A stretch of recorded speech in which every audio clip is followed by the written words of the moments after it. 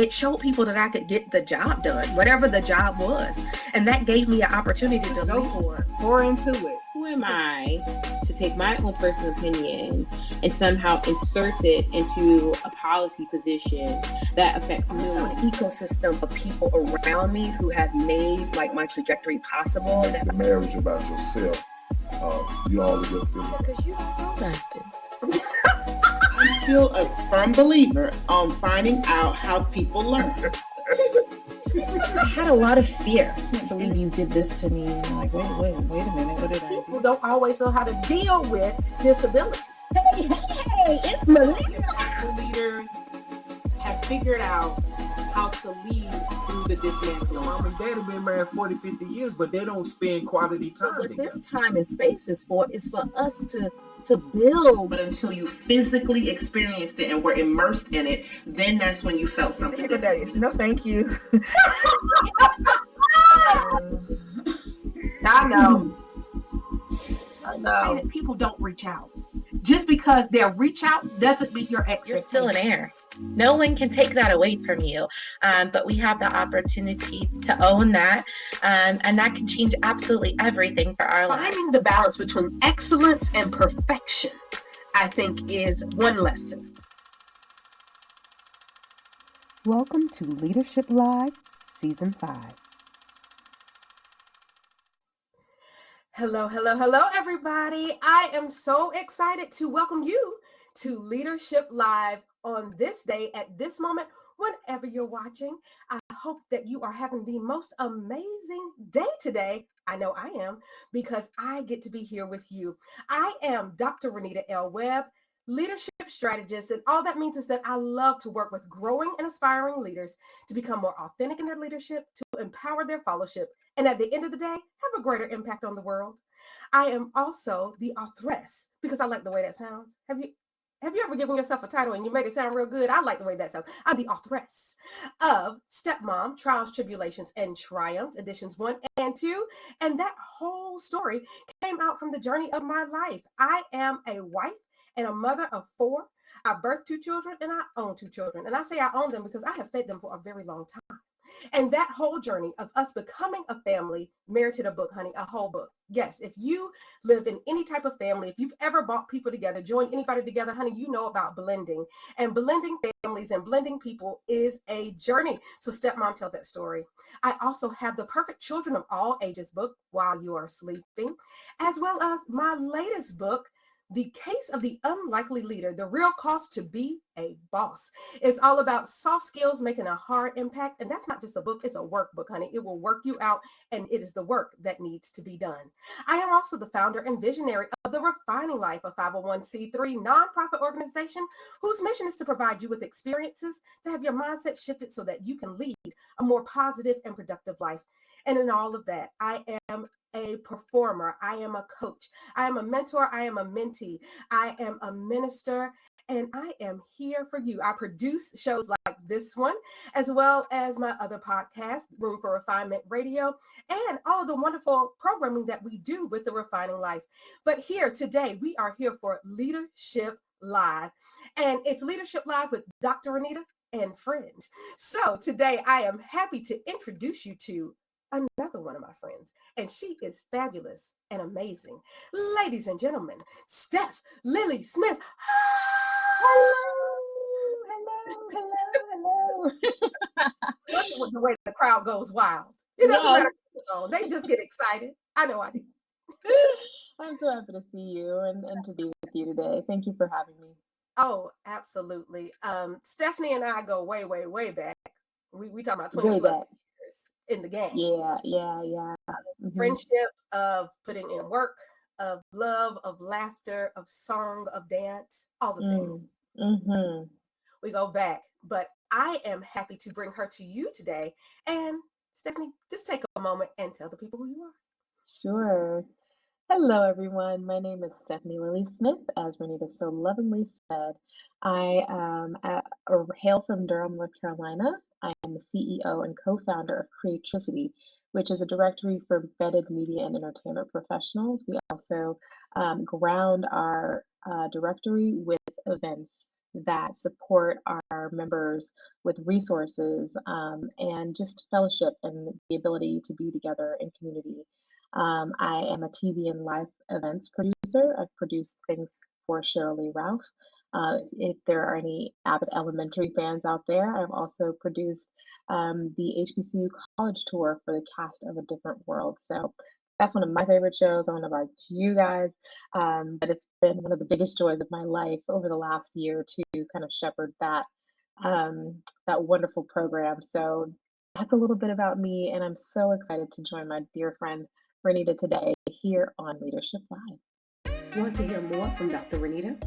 Why don't you check out her books, The Case of the Unlikely Leader, The Real Cost to be a Boss, and Stepmom, Trials, Tribulations, and Triumphs at www.drrenitaweb.com. Dr. Renita is facilitating 2 book discussion groups, one for each of the books. Email Dr. Renita at thedoc@drrenitaweb.com to reserve your spot today. You all just don't know. She's amazing. She does all those things and lives a very full and beautiful life. And I have been so blessed to be a part of the journey. And I am so excited to see where the journey is leading. Yeah. So today we are talking about conscious entrepreneurship. And just those words, they sound so yummy and conscious entrepreneurship. And they are also 2 words that a lot of people aspire to but are afraid of. Absolutely. The mere idea of being conscious. Some people spend so much time trying to relieve themselves of what the conscious is doing to them. And they feel burdened by the conscious. And then they look at entrepreneurship as if it's this mythical unicorn type being that only certain people could possibly have the opportunity of being a part of. Yeah, I think it's that, and I think it goes beyond what an entrepreneur is, but also what entrepreneurship looks like. And for the great, majority of people, they see the people who come out of Silicon Valley and who are building and scaling their businesses in, less than 12 months, and thinking that they have to do the exact same thing. And as a mom, and a busy producer, when I started my company, my co-founder and I, we decided that if it wasn't fun, we weren't going to do it. And we decided that, we wanted to scale, but at our own pace. So for me, that was a big, big part of being a conscious entrepreneur. There were parts of our journey where I definitely felt like, oh my gosh, we have to get to this number by this time, and we have to make this amount of revenue by this, specific point in time. And it wasn't realistic as a mother. It wasn't realistic as someone who was still pursuing a career in entertainment. So, yeah. So let's break down some of these things, because I know part of our audience are not people who've ever had to deal with the idea of scale, even though they may be dealing with creation, maybe not creation of their own quite yet, or maybe even just be intrigued by this idea, but said, I do not ever want to jump into entrepreneurship, but I am very interested in the mindset of those who have that spirit. A good friend of mine did a conference, I believe it was last summer, in North Carolina at Elon University, called the Entrepreneurial Spirit. And it was all about having this spirit of entrepreneurship, even if you weren't a person who said, I want to go and build my own business, but I still had this entrepreneurial spirit. And I think more people have that spirit than they want to admit, because it could, once again, this can be a very scary journey. Yeah, absolutely. But breaking down, if we could first break down what entrepreneurship is, and then start thinking about some of the other things about, like, ideas of things like scaling. Yes.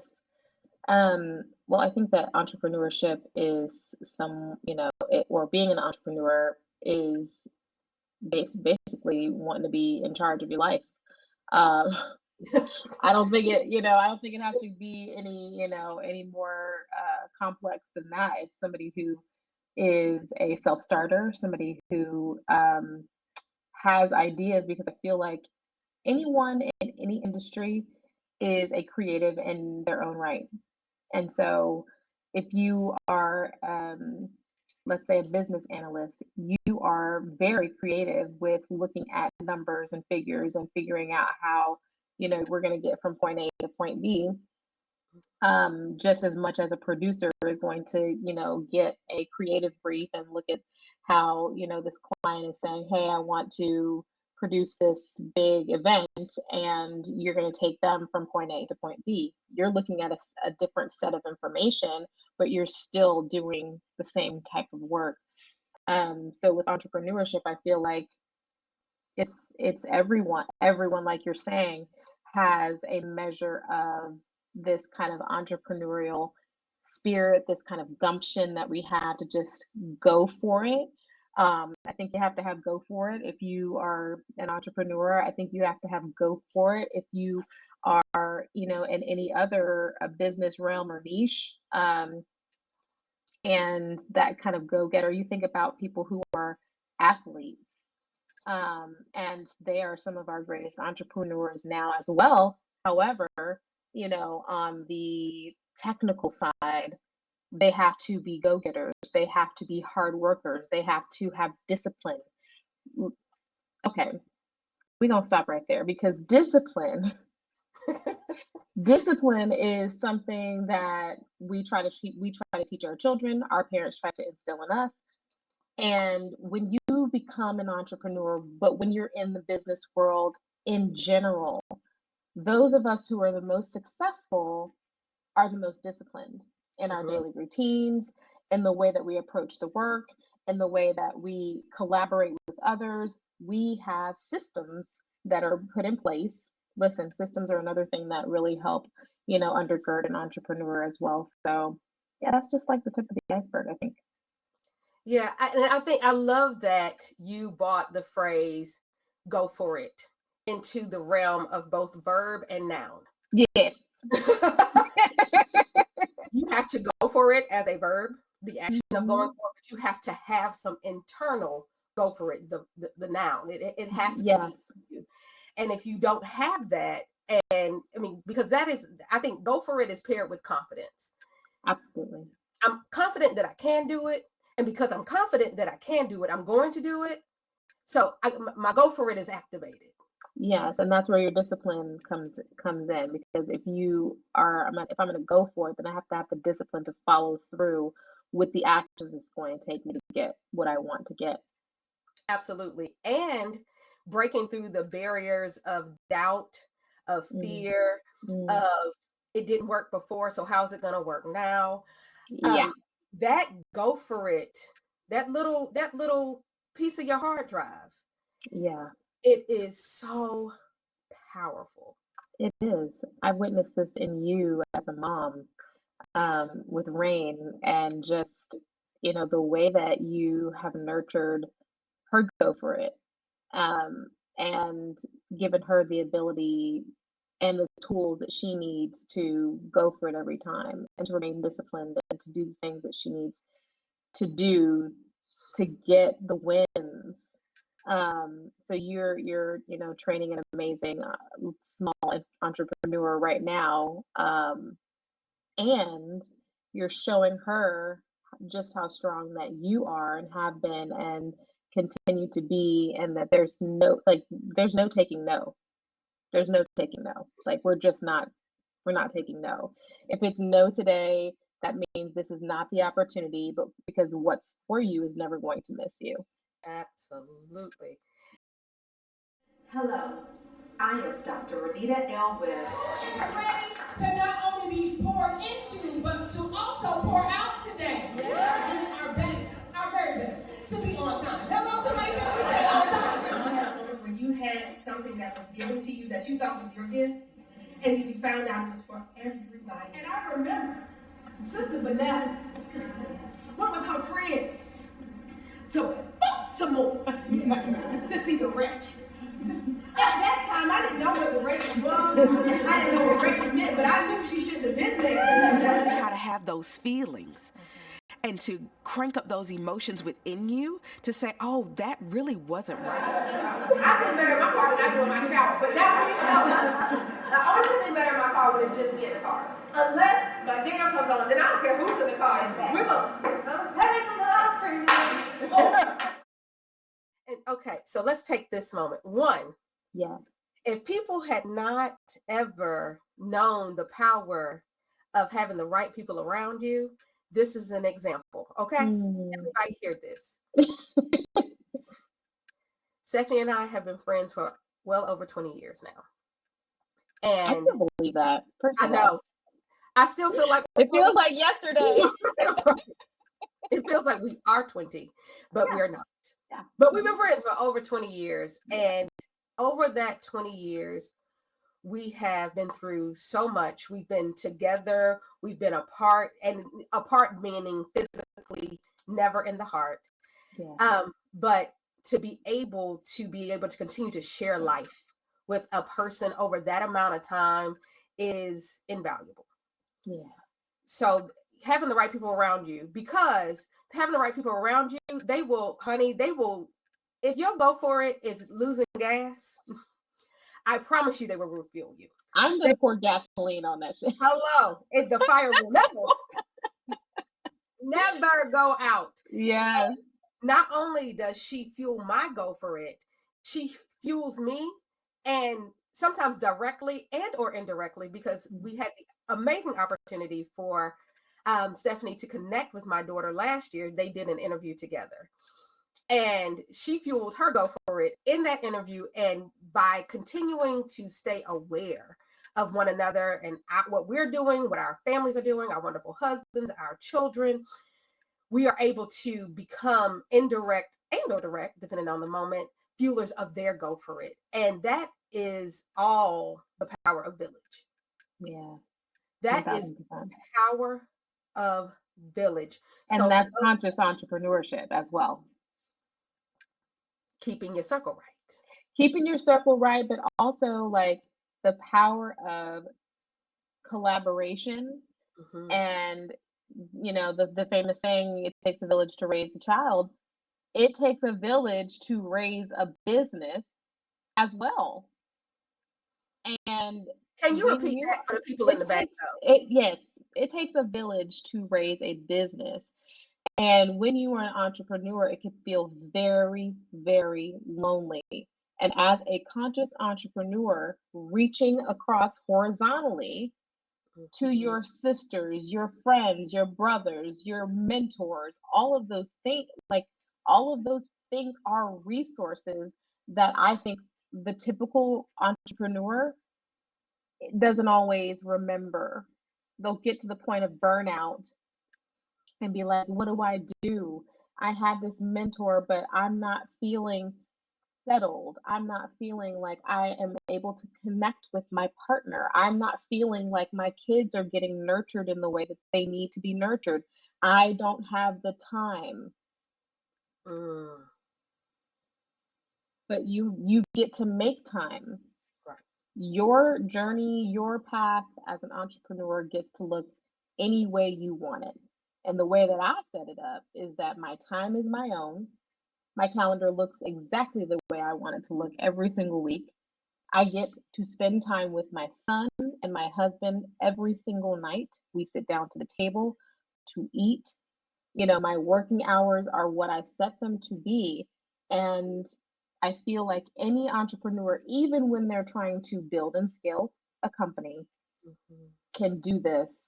And obviously it's going to ebb and flow, but I think that it does take that village to create an atmosphere that feels safe for you to grow, feels safe for you to fall and make mistakes, feels safe for you to nurture the people and places that matter to you the most. Oh, absolutely. And those people who will serve as your reminders. Yes. But I want to Yeah. jump back to something you said, and you're talking about time. Yeah. Talking about time. And so time management is a soft skill It is. that wonderful leaders have, and they also cultivate it in those who are in their fellowship, no matter where that fellowship falls. You know, your fellowship, it can simply be your village, or it can be people who are under your direct supervision. Fellowship can come from a lot of different places. But the idea of managing your time and not letting your time manage you is huge. And so I want to take a moment and talk about how you took your time and you wrangled that thing in. This is something I would say is ongoing. Um, it's ongoing as an entrepreneur, um, as someone who works very heavily in the entertainment industry, um, and just someone who's been a part of the workforce for 20 plus years now. I think that there was a standard put in place by what I call the patriarchy that that said that 40 hours a week, or 40 plus hours a week, was the standard, and that you should keep that, and it's like that you keep the 10 commandments, 40 hours a week must be held for all things to get done well, and that's just not true. So I think it was reaching a point of burnout. I had been working in the industry for probably 10 years, when I hit this point where I was like, I'm not going to work for anybody else. I'm not doing it. Like, I cannot do it. I'm exhausted. People are emailing me at 10, 11 o'clock at night asking me to do things, execute a task that is due right now. And I said, not no more. I'm not doing that. Like outlandish tasks. I'll give you guys an example. I was working on a very well-known show. I won't name it because, I like to keep people's reputation under. However, I was tasked with, can you go through one of the talent social media accounts and pull out all of the positive comments that were made about this particular talent, and I want you to make a book full of these comments. Design a book. This was one of my tasks. And I was like, okay, how do you do that? And I figured out a vendor who, made books at the time. I went through this particular talent social media, and like I put this thing together, but it took so much time. I turned in probably 4 drafts. The first 3 got rejected completely. This is garbage. This is horrendous. You don't know what you're doing. Please go back to the drawing board and do it again. I'm designing it myself. I am not said designer. I'm not and I remember calling up one of my girlfriends who, works in art and design. And I was like, sis, you got to help me. Power of village as well. Again, how can I make this look good? This is going to somebody who's really important. I want them to feel excited when they open it, blah, blah, blah, blah, blah, blah, blah. They gave me some of the artwork from the show that I could use throughout the book to kind of tie it all together. But it was hard. And I remember, being in the office the day that I delivered the book and looking at my boss and her looking at me in disapproval. She stuck her finger in my face and said, you need to learn how to do your effing job. And here I am. had just gotten married. I am in the office until 7, 8, 9 o'clock at night, waiting for her to show up. Just waiting. She hadn't been in the office all day. She would show up at 6:30, 7 o'clock, and want to go through all of her to-dos, want me to roll calls for her. And I just remember saying, never again. So I say all that to say, you know, for me, time management was a huge thing that I had to take control of for myself. And I walked away from that job. And I worked a short time for another boss that I had worked for previously. That was another lesson for me. Don't go back don't go back to somebody. Don't do that. On the block is not always a good deal. No. But what I learned was when I did finally step away from both of those opportunities, because they happened back to back,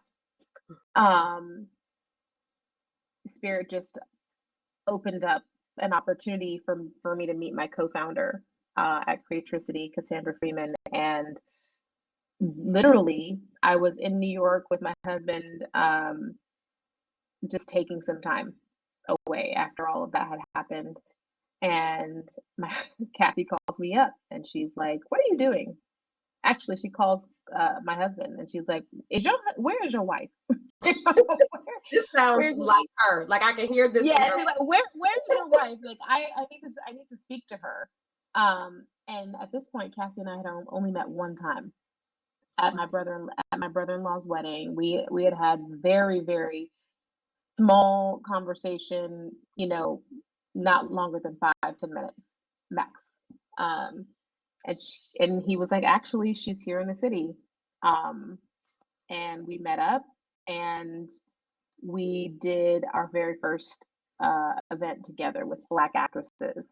And it was the first time where I had spoken to someone who was not only my kindred spirit, but my business soul, like my soulmate.